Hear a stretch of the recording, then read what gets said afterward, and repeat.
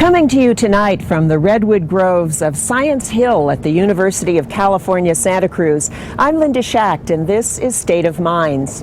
UC Santa Cruz is located in the hills above California's central coast, about an hour and a half south of San Francisco. It's one of 10 campuses of the world-renowned University of California, where every day faculty, staff, and students pursue knowledge in the public interest, making California a state of minds.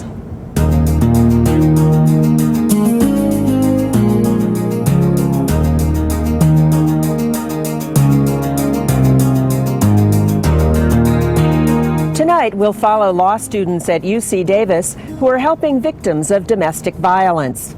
And then it's on to San Diego, where UCSD medical students are running free clinics for people who cannot afford basic health care. Also, an introduction to Richard Blum, the founder of a new center at UC Berkeley aimed at reducing poverty around the world. But first, we're going down the hill to meet the neighbors, who happen to live in the ocean. Here's Romney Dunbar. UC Santa Cruz is one of the top centers for marine mammal research in the world. The campus has a unique combination of field sites and laboratory facilities for marine mammal research, including animal holding pools at Long Marine Laboratory, and ready access to natural populations of marine mammals in Monterey Bay and at the university's Año Nuevo Island Reserve. Well, the Marine Lab is the university's sort of coastal outpost for marine research and the kinds of things that we can't easily do on campus where we need running seawater. So the study of nearshore organisms, the study of marine mammals where we need large amounts of tank space and pool space, a good supply of running seawater, and then we have a whole public education program that tries to take the research the scientist does and bring that to the public, grade school kids, their families, so that we all get a better understanding of sort of how the marine environment here that's so important to us works.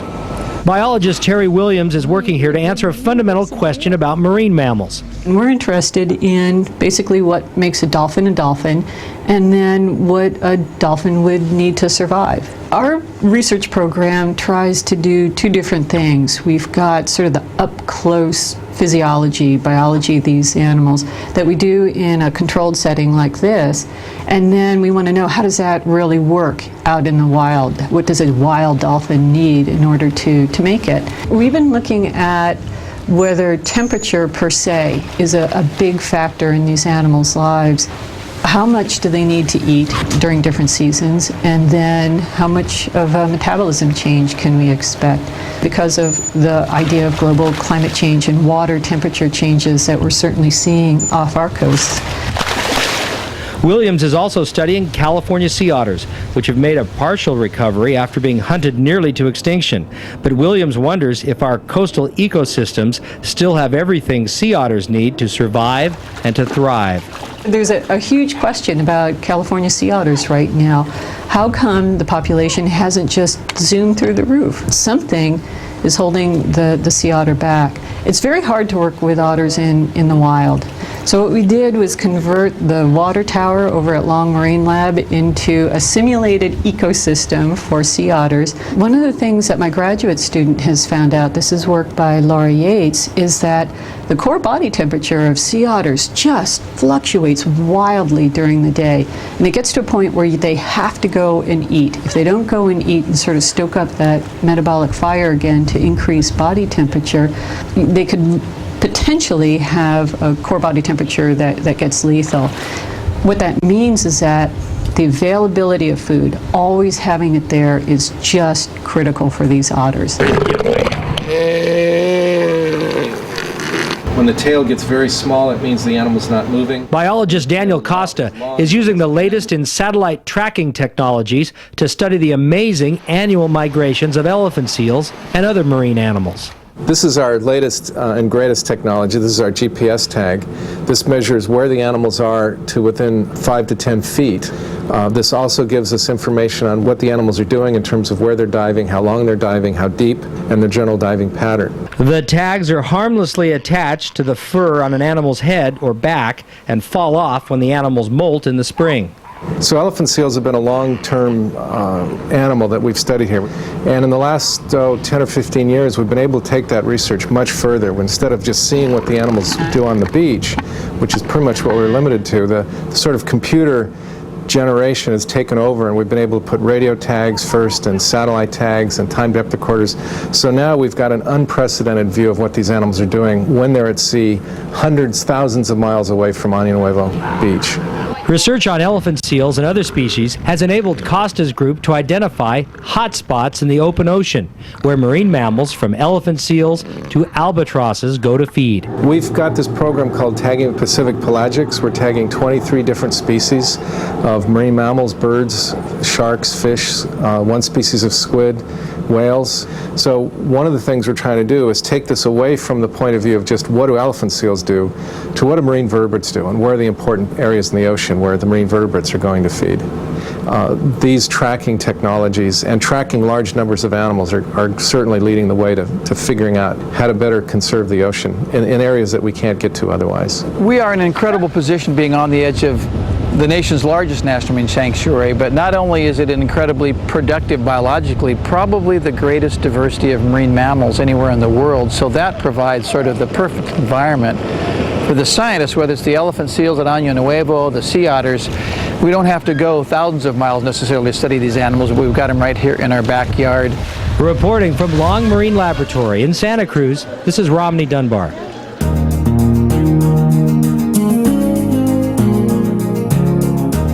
The official campus mascot here at UC Santa Cruz is actually the banana slug. What else?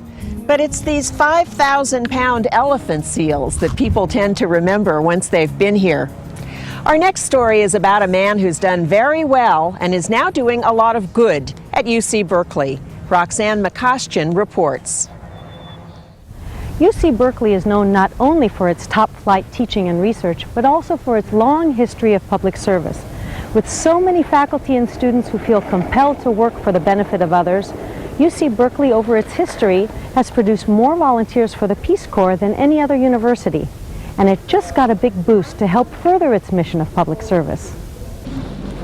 At the University House on campus this April, UC Berkeley Chancellor Robert Birgeneau and Vice Chancellor Don McQuaid signed an agreement with the man who has pledged a gift of $15 million to establish the Blum Center for Developing Economies.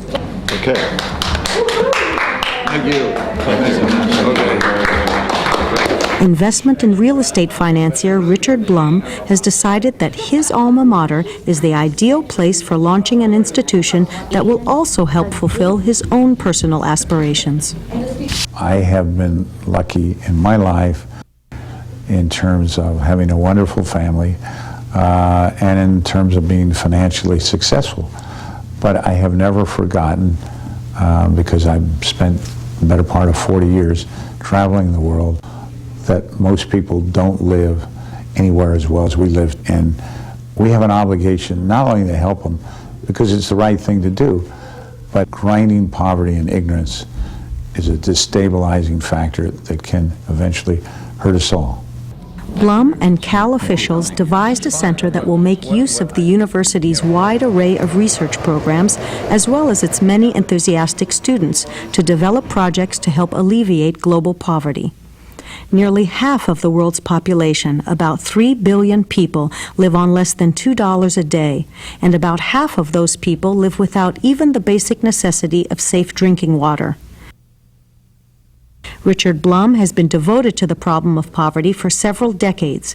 Having first traveled to Tibet in the 1960s, Blum has developed a deep affection for the people of the Himalayas. Your Holiness, President Carter. He has also formed strong bonds with those who have inspired his philanthropy, like the Dalai Lama and former President Jimmy Carter, who will both be honorary trustees of the Blum Center, along with another friend, former Secretary of State George Shultz. I think the thing that most impresses me about my husband really are his values. United States Senator Dianne Feinstein is married to Richard Blum. Together they have raised 4 children and have lived for many years in the San Francisco house just across the way from the house where Feinstein grew up herself.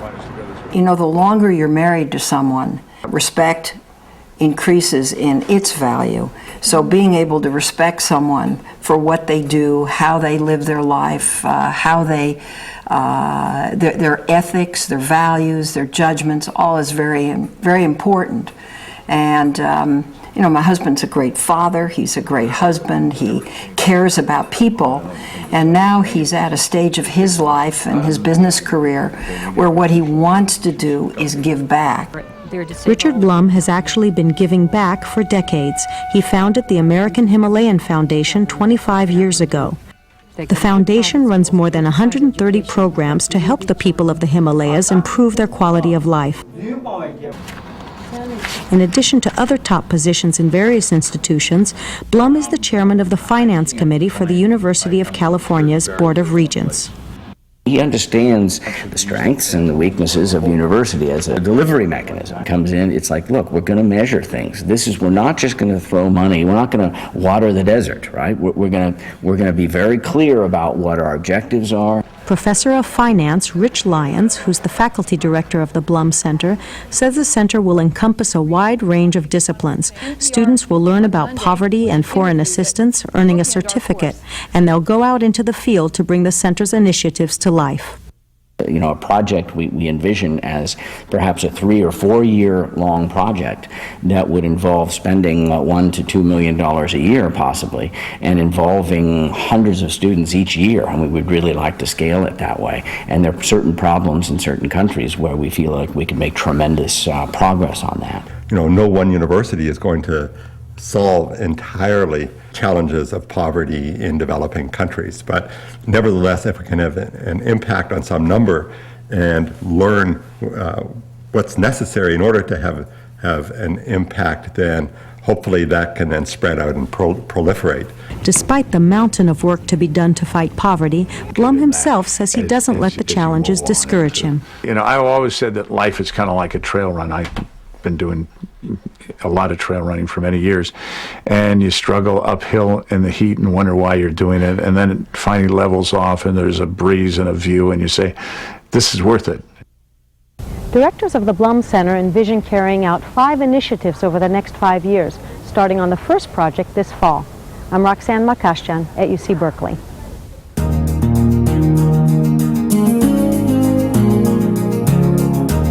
We're here now in the Upper Quarry Amphitheater, which you can see just behind me here. It's just outside the Student Center, and with me is John DeZikas, who is a professor emeritus of both American Studies and American History, and a founding faculty member of UC Santa Cruz. Thank you very much for joining us. Delighted. Well, it must have been very exciting. You came from the University of Connecticut in 1965 when the gates opened here. That's right. And you were part of planning this campus. The vision was that in the midst of the large public institution, we could decentralize and there would be intimate teaching on a one-to-one basis as part of the larger institution. And we would make colleges the center for social and academic activities. And initially, believe it or not, the notion was that there would eventually be, after 30 or 40 years, 25 colleges. Wow, and you have 10 now. We have 10 now. Well, I have to say that walking around this absolutely beautiful place, you feel a little like you're at summer camp. Well, they called it UCSC, Uncle Charlie's Summer Camp. Right? Favorite memory from UC Santa Cruz, 35 years? Well, the teaching. It was simply wonderful to have young, fresh, interesting, bright people who also, particularly in the 60s and 70s, were politically engaged. I don't mean that I expect students to be political, but in those days there wasn't a separation between politics and academic life because notoriously there was a draft. And being in the university was a very serious matter, and it led people, I think, to be more serious in examining not just where the country was going, but why they were here. What were they doing? It's been a pleasure. Thank you very much. Thank you very much. Now we head to UC Davis, where law students are learning by helping the people who need it the most. Paul Fotenauer takes us inside the family courthouse in Yolo County. In Northern California's Yolo County, 16 women on average call for help every day to cope with domestic violence. Cynthia Molina is one of those women. She needs a restraining order filed against her husband. Mindy Romero needs legal help to save her and her children from harm. And Maria Perez is hoping to get permanent custody of her children. In Yolo County, really throughout the state, throughout the country, for not just victims of domestic violence, but lots of low-income residents who are unable to get legal services that are essential today for any of us. So in the area of domestic violence and in family law generally, you need lawyers, or you need the legal system involved in order to straighten out whenever things go wrong. As a result, the School of Law at UC Davis sought and received a federal grant to support a family protection clinic that serves needy victims. The clinic has been open for 7 years, and it is the only law school program of its kind in California. The services that the clinic provided to me ended up just being everything to myself and for my family. Romero came to this clinic because she felt threatened by her husband and couldn't afford a lawyer. Under the supervision of family law attorney Sarah Orr, law students at UC Davis provide the help victims need. There's no kind of public assistance for family law. It's pretty amazing. So if you commit a crime, you get a public defender, or if the state wants to take your children away, you know, CPS kind of involvement, you get a public defender. But litigation between families, no matter how intense those custody issues might get or financial issues, no. You're on your own. The law students represent these victims in family law court presided over by Superior Court Judge Donna Petrie. I've never felt in any way that their representation is anything less than excellent. If there's a point where the student gets lost or needs some help, Ms. Orr steps in, and the service is outstanding. UC Davis law students who participate in this clinic must make a 1-year commitment to serve the community. The supervising attorney for this clinic says teaching these students the ins and outs of family law gives them skills to handle all kinds of civil litigation. These kind of practical skills are becoming more and more important to law schools. The ABA just passed a new regulation saying that all law students have to do some kind of practical training, sort of like a residency in medicine type of thing. And this is new. Law schools have been evolving. They used to be very theoretical, right? Learning to think like a lawyer, but more and more practical skills are wanted. Students at the UC Davis Law School actually accompany the victims to the Yolo County Courthouse and represent them on issues ranging from divorce to child custody and property division. This day, second-year law student Latika Sharma was strategizing with her client Cynthia Molina and her family, and then was off to the courtroom. Thank you, Honor. I have the temporary restraining order. This divorce will be going to trial, and Molina says she has full confidence in the student attorney. Latika, she's been really good as far as my case. It's gone on my side so far, and I feel really confident with her, and I feel she's doing a really good job. Sharma says she can't wait to prepare for the trial. I feel like you can really be an attorney. You get to speak a lot more. You get to gather your witnesses. You get to prepare, and all the evidence rules of hearsay and everything you get to actually use. So I'm very excited about that. Orr says what makes the students effective is their focus, energy, and passion. They put so much time and effort into the cases they have that even when we have very experienced attorneys on the other side, the students are able to hold their own. Sarah, I just spoke to our client. Third-year law student Marian Kaziani says Orr's demand for excellence makes all the students better prepared. She's also a lot harder on us because she also feels as though it's her job to help us to get a better understanding of the law and to be better attorneys. Some cases are more complex, like Javier Ponce and Maria Perez, a couple who recently divorced. They are back in court today because Maria wants full custody of their daughter. I'm here today on behalf of the petitioner, Maria Perez. The law student carefully builds her case by asking questions under the watchful eye of Sarah Orr. And when Patty acted in this way, did you do anything to reassure her? The case moves slowly because every question and answer must go through a court-appointed interpreter. The petitioner calls witnesses, and the evidence becomes more apparent. A lot of crying, a lot of mom not wanting her to leave her. Because Javier Ponce, the defendant, is not represented, Judge Petrie provides legal guidance for him. But you have to actually have Donald Siggins in here. You have to subpoena Dr. Siggins. In the end, Mr. Ponce denies his right to call extra witnesses and also relinquishes custody of his daughter. I give back my rights to my daughter.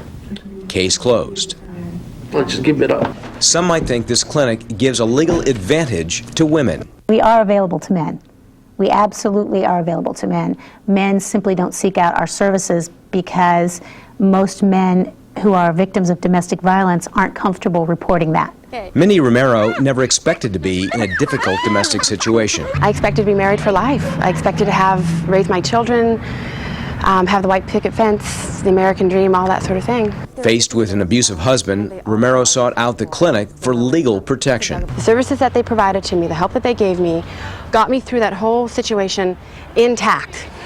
Not only physically and safety-wise, but got me through it emotionally and psychologically. When you know that you're taken care of, you know that you're going to get the help from the legal system that you need and you deserve, hopefully, and that your children need, that's a peace of mind that you can't get anywhere else. Studies have shown that women who have access to legal representation, like the UC Davis Family Protection Clinic, are far more likely to break the cycle of violence and not enter it again or entrap their children in the cycle. Reporting in Davis, I'm Paul Fotenauer.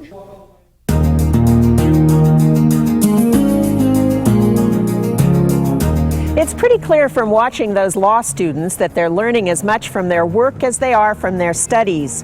In San Diego, medical students have a similar need for real-world experience, and they're fulfilling it in their own student-run free clinics. Here's more from Shannon Bradley. The student-run free clinic project was the brainchild of Ellen Beck, a professor of family medicine at UC San Diego. She believed that putting students in contact with patients early on would create a better class of doctors. It's nice to have you here. Students arrive at medical school passionate, compassionate, and with a desire to make a difference. And one way or another, that often ends up disappearing, either getting beaten out of them, or there's data that shows that over time they can become more cynical, sometimes more arrogant. And I think that often comes from not feeling that they can really make a difference in the way that they thought they could. The purpose of the Free Clinic Project is to keep them inspired, to create an environment where they can learn to be the kind of physician they can become, where they can involve the doctor-patient relationship, where they can build these trust bridges, where they can feel empowered. It's not only to empower the patient to take charge of their life, it's that the students realize that they can make a difference. Actually, for this, it's just about what the clinic project began in 1997 and now operates on 3 sites in San Diego, one in an elementary school and the other 2 in local churches. The clinics are open 1 night a week, and during those hours, students provide basic medical care to more than 1,000 patients a year. I find that probably 90% of what I learn here I retain, whereas in class I could learn tons of things and maybe I'll retain half of it. So for example, when I learn about abdominal pain and all the different things that can cause it, I could memorize a list of 20 things, or I could see someone here who has that and remember, because I'm trying to figure out which one of those things it actually is. The process for providing care is the same at each site. Patients sign up and wait their turn. And has that ever happened since then? First-year students are paired with fourth-year students, and together they meet with the patient, take medical histories, check the patient's vital signs, and then proceed to the physical exam. And when the students have a diagnosis, they present it for review to the attending physicians who volunteer their time at these clinic sites. Our most common diagnoses are high blood pressure, diabetes, hyperlipidemia, high cholesterol, depression, asthma, common chronic medical problems that without health care people will worsen and eventually become disabled and not be able to be contributing members of society or work or be effective parents. Nearly 2/3 of the students enrolled at the UCSD School of Medicine are graduates of the University of California. Some came directly to med school, and others after detours in other professions. For Mary Palomino, a former teacher, the clinic is the ideal classroom. I'm learning how much need there is. I'm learning how thankful people can be, just absolutely thankful for any care that you give. I'm learning how kind patients can be. I'm learning that education goes a long way, both to patients, educating patients, and then educating me as well. The clinic, more than anything else, probably helped with the compassion side of medicine. Lots of times when you get in the hospital, I think some of that disappears, and it's under stress, things like that. You always have to worry about the budget. Well, the clinic are always worrying about the budget too, but here it's much more about teaching. It's much more about patient first. You know, I think for everyone in medical school, seeing human suffering is a big part of compassion. Seeing improvement in patients is very rewarding, and that sort of reinforces compassion. And for Laua Gafarnas, who spent 2 years in the Peace Corps before enrolling at UCSD, there's an extra benefit. It's helping me get over a lot of my cynicism. When I came back from Africa, you know, trying to do HIV/AIDS education in Africa is brutal, just brutal work. And I came back and I was horribly cynical. And to come back and do something on a very individual level where you're just connecting with one person at a time, for me, it kind of, it's a recovery program for me. Yeah, I have a lot of things to do. And some days I'm tired and I don't want to come. And I try to think of every excuse that I can not to come, and I can't. I never can think of a good enough excuse not to come, so I come. And then by the time I leave, I'm happy, I'm energized, and that's the reason why I keep coming. That's the reason why I do these things. And that's the reason why I know these will be the things I will do probably for the rest of my life.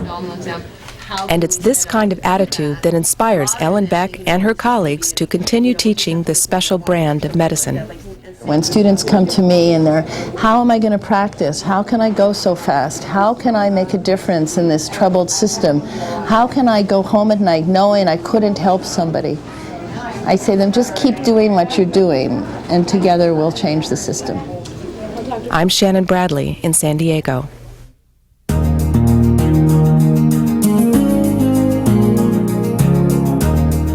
Just off in the distance, a couple of miles away, you can see Monterey Bay. We're standing on the terrace of the Music Center here at Santa Cruz, and you can understand how some people might compare this campus to a national park. We're sorry to leave Santa Cruz, but that's it for our program tonight. Thanks for joining us on State of Minds. We'll see you in the fall when we report from UCLA. I'm Linda Schacht. Good night.